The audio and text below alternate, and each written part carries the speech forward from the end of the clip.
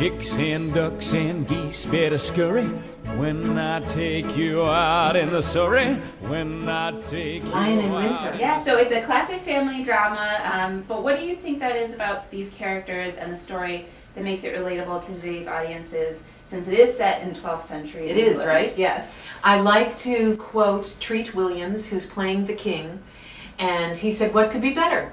A great family comedy about a totally dysfunctional family set in medieval times. I think it will make us all feel better. Some things never change, do they? I mean, the characters are just so ripe. We recognize them. It's Eleanor of Aquitaine, King Henry, Richard the Lionheart. We sort of know these people from our history lessons, but there they are being so human in front of us and funny. You know, you forget what it's like when you're watching a domestic drama and the husband and the wife are going at each other. Some of it is kind of funny. We say really silly things to each other. Treat Williams and Jane Atkinson are perfectly matched. And the young men that are playing the sons and the prince, it's going to be heaven for the audience. I mean, they're really going to have a great time. And then, of course, Tara Franklin, who our audiences know as well. It's all just going to be so splendid. Great. It's a great piece. And, you know, I was watching Game of Thrones the other night, and I thought, well, it's kind of that time, isn't it? Kings, queens, what's going on behind the throne. It's all in there. Great. And then next up at the Colonial, we have Oklahoma. We have Oklahoma. Yes, which we have the set There's right Oklahoma, here. this beautiful set that Brett Banakis did for us. He's also designing the set for Lion in Winter. What I was unaware of, or at least I'd forgotten, is how dedicated Hammerstein was to speaking to his audiences about what it means to be American. And by that I mean what our freedoms mean to us, how important they are. He also speaks a lot about the outsiders. So certainly in the wonderful story of Oklahoma, we see Judd, who is outside, and we see two separate groups coming together to create the great state of Oklahoma. But the story underneath is absolutely extraordinary, fundamentally about who we are as Americans and how we all came together to create this great melting pot. Great. And then our first show at the Unicorn is Extremities, which is very different from the previous two shows.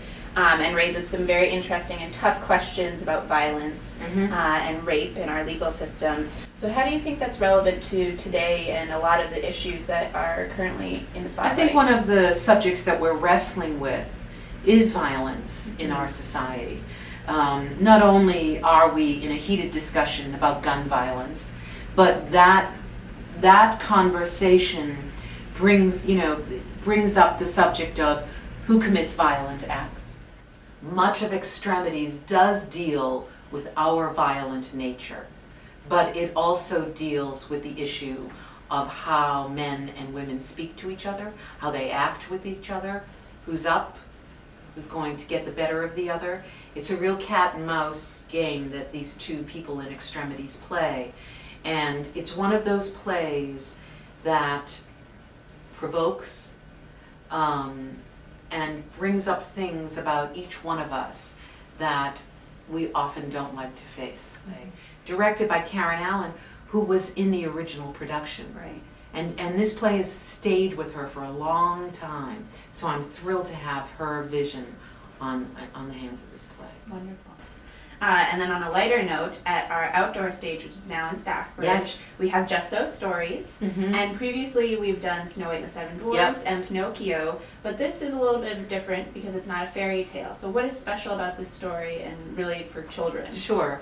Just So Stories by Rudyard Kipling is a wonderful, wonderful piece where the audience will enter the life of the animals.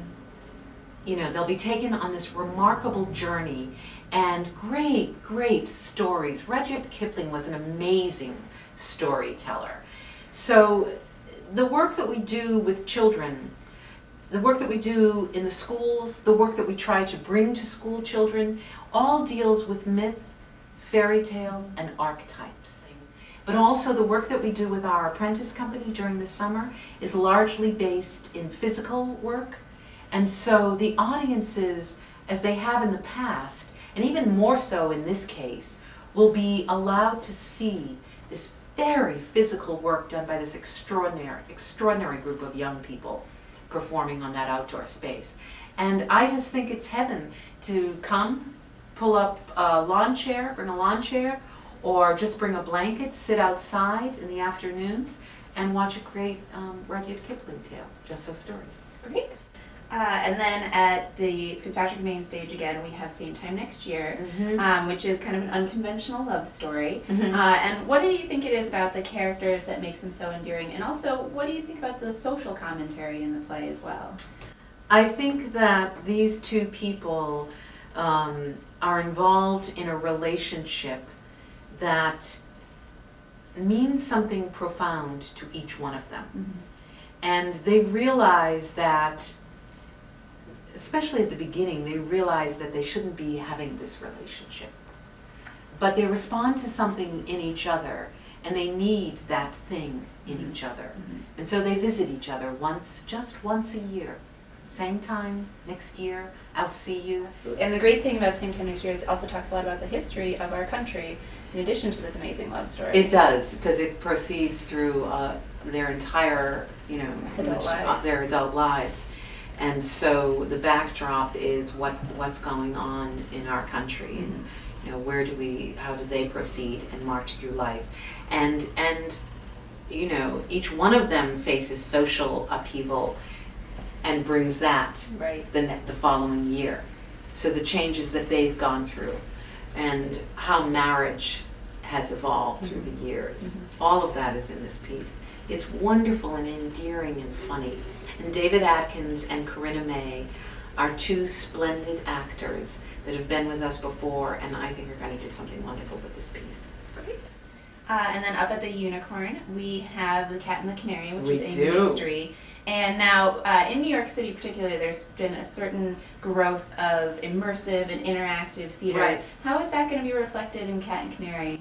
As soon as you start to approach the Unicorn, you will enter the mansion of the Cat and the Canary. You'll be greeted by the spirits of the castle. And we have a young director named Ethan Hurd, a cast of an extraordinary cast of young people that are going to turn the Unicorn upside down, which is exactly what should happen in a great mystery.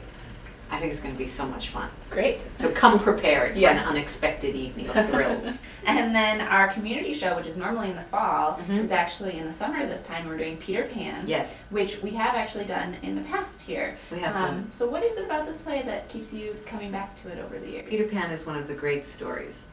I think I am finally going to learn in Peter Pan one of these years why we don't want to grow up. Maybe we will understand finally. We just keep doing it, which is a sign that we still haven't grown up. Right. And Peter Pan will be performed on this wonderful stage at the Colonial. Right. The stage will be transformed to Neverland. And one of the most remarkable things that will happen with this particular production is that Peter Pan will fly from the gallery right onto his landing place on the stage, which I think is going to be fabulous. And it's part of the work that we do with our community and with school children. I think you can return to these stories every year, and they hold something special in our hearts, and we learn something because they're classics. That's what it means to be a classic, is you can revisit and find fundamental truths about who we are. And to bring the whole community together, I think is going to be just a fabulous night. A lot of fun. Yeah, lots of fun. All right, and then to end the summer, we have Anna Christie at the main stage, which is by Eugene O'Neill. It's a Pulitzer Prize-winning play, and it has some pretty poignant themes about women and women's relationships to men. What do you think are really relevant about Anna and her relationship with her father and Matt, the handsome lead? I think that triangle is I keep using the word fundamental, but that's what it is. It's the fundamental triangle. The daughter, the father, and the lover. And this is a daughter and a father that are connected in a way that Eugene O'Neill is able to present in the most intense way. And his plays are extraordinarily powerful, always about the family relationship. And Anna Christie is one of the great roles. There are some great roles for women this summer, but certainly Anna Christie is one of them. Rebecca Berkshire, who has been with us before, is just has been aching to do this. David Auburn has been wanting to do Anna Christie for a while with Rebecca in the role, so we're finally going to do it. So Anna Christie provides a look at the parent-child relationship as well as the lovers. It won the Pulitzer Prize for good reasons. It's one of the great stories. Yeah. And that's it for 85th season. 85 years! Yeah. 85 years and still going, and now merged with the Colonial, which is, the building itself is 110 years old. And we have this great space. So 5 stages to do great theater. All good, right? Right. Right.